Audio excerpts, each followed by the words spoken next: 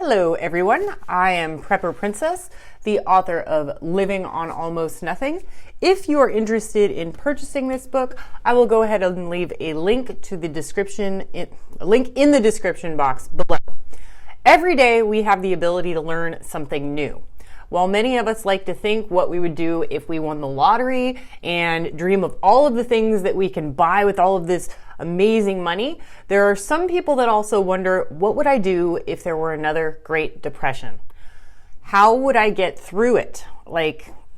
Before we get started on what I would do, we must first go over some of the culture differences between the 1920s and the 1930s and now. During the Great Depression, those invested in the stock market lost 89% of their investments. Banks closed, and people that had any money in those banks never saw that money again. 35% of people were unemployed, and those that were employed took huge pay cuts and made about half of what they made before the stock market had crashed. If you could keep your job. There were no minimum wage laws, so anyone could walk in the door and tell the owner of the shop that you were working in that they would be willing to work for half of what the owner was paying you. So you could lose your job at any time. It was very stressful and competitive, even if you were lucky enough to have a job. First of all, there were no insurances back then. There was no medical insurance, there was no car insurance. And of course, our medical care has greatly improved, but we often pay the price in terms of medical insurance. There was no insurance. If you were sick back then, the doctor would either come to your house or you would go to the doctor and you paid in cash, period. There was no homeowner's insurance. If your house burned down, you might be able to rebuild it piece by piece, but there were no corporations that would pay to have your house rebuilt in the event of a fire. They just didn't exist. There was no car insurance. It simply did not exist. If you got into a car accident, you either sped off and did not take responsibility for your mistake, or you stayed and paid for the damages that you caused.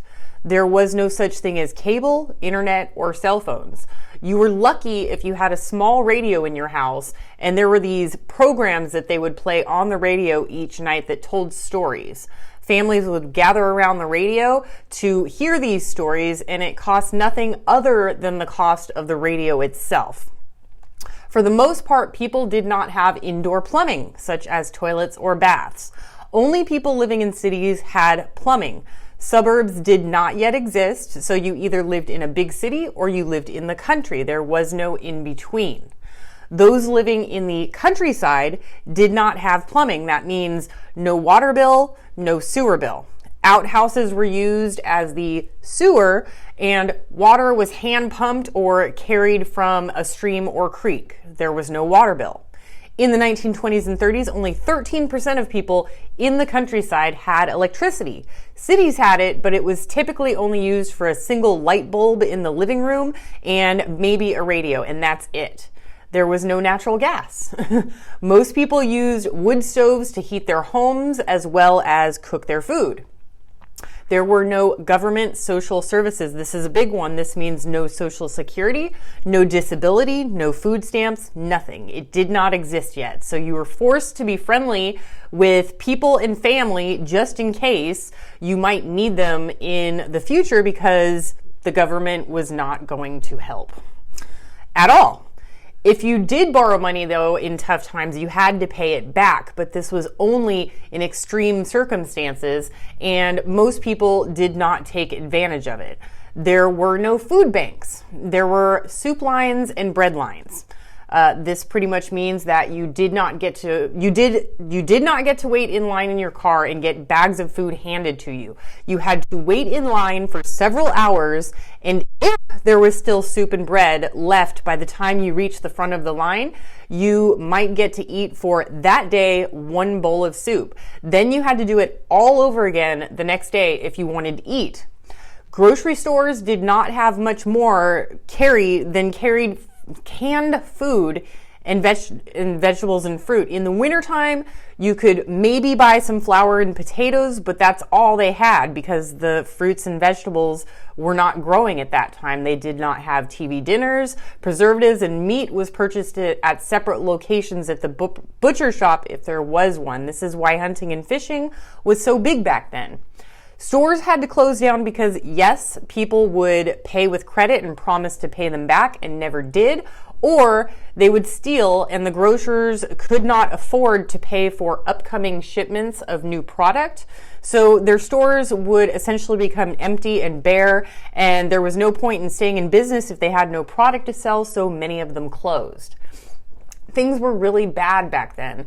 There was only a fraction of the bills that we have today, and yet many of the people still could not stay afloat. Women made less than half the amount of money that their husbands made, and there were no child labor laws. So it was not unusual to see a 7-year-old working in a factory or selling newspapers or something along those lines.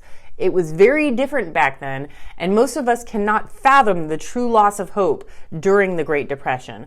We now live in an entitlement culture where we expect the government to pay our bills and feed us if we can't afford to feed ourselves or our children. We expect discounts on things if we cannot pay for them, and crime rates increase if we do not get what we want. People do not understand thrift, discipline, drive, goals, and worst of all, God has become offensive to some, and we do not want to offend them, so of course we have taken God out of our schools and our daily lives. Time has proven that this is not beneficial to our society, and with that, this is how my bills and life would change if another Great Depression happened. All right, everybody. So as most of you know, I am Prepper Princess. So I prepare for my financial future and I prepare for any negative eventuality that may come to fruition. One of the amazing benefits that I have of living where I do is that this house used to be a duplex. So if you look at that door behind me, that is a barn door that goes into the other half of the house. So if a Great Depression happened, I would simply take this door off of my bedroom and put it over there, or the other bedroom and put it there.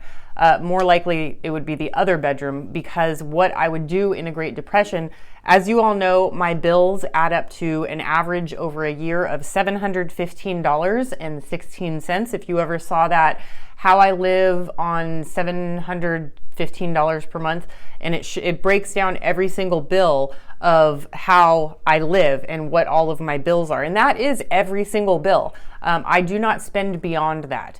So my bills are $715 per month. This side of the house, I would rent out. And the great thing about living where I live is that because I bought this house so cheap and it went up in price so fast over 2020 and 2021 that it's doubled in value, but so has the rent. So the rent here for just this part of the house would be $1,200 per month, and I would still have a place to live in the other side of the duplex. You all have seen that room. It has its own private entrance. It has its own private entrance to the backyard. Laundry is on site, so whoever it was that would rent out this portion of the house, it would be $1,200, but it would be all expenses included. You get your electricity, your gas, your I don't have cable, but you'd get your streaming services, your high-speed internet. Everything that I have would then go on to the renter, and this part of the house would be rented. I would be living with Mr. Rocky Pants. Mr. Rocky Pants. I'd be living with Mr. Rocky Pants in the other side of the duplex, which again has its own private entrance, which is awesome. Another thing is that when it comes to food, my food, I spend an average of, I believe it was $93.36 over the last year, but that's me being lazy. So the laziness would, of course, have to go. And I would bring that down to $50 a month by simply doing all of my own fishing. And instead of buying bread, I would be cooking, baking my own bread and things along those lines. Very, very simple changes that I would be able to make. All of my meat would come from fish. All of my citrus would come from figs, tunas, and the fruit trees that I have growing in my backyard, which I believe I've got some mandarins that are ripe, and I think I'm going to pick them today. But very simple changes that would take place. And to be honest, my life wouldn't really change all that much, except all of the wealth that I've accumulated would more than, well, not all of it, but like, you know, if 89% of the stock market is gone and most of my money is in the stock market, then of course I'm not going to have $1 million, that's for sure. And then when it comes to my bank account, if things were to happen where all of the bank accounts closed, I do still have enough money on hand in the house, or assets that I would be able to sell. Like I've got solar generators, I've got a little bit of gold and silver, I've got firearms. I would be more than happy to sell some of those in order to, you know, essentially pay my property taxes for the next however many years, 5 years or what have you, because my property taxes are only $430 a year, something along those lines. But even if that were to happen, you know, if I rent out this part of the house, all of my bills would be paid, and it wouldn't really make that much of a difference to me. And that is what being debt-free and financially independent and investing for your future, that's what it feels like. So it's not really something that I have to worry about. This is different than what happened if you lost everything and you all of a sudden became homeless. You know, that's a different story. You know, that's a really, really different story. But if it comes to the Great Depression, I don't really have a lot of changes that I'm going to be making. So I just wanted to let you all know this. This has been asked to me so many times, and I just figured it would be a good idea to make a video on it, even though I think that it's kind of not really reality type thing. So just make sure that you're debt free and you keep a little bit of money on hand in order to pay your property taxes, and you just use your brain. Think outside the box, folks. I hope this video has been helpful. Do what you can with what you've got. Prepper Princess out.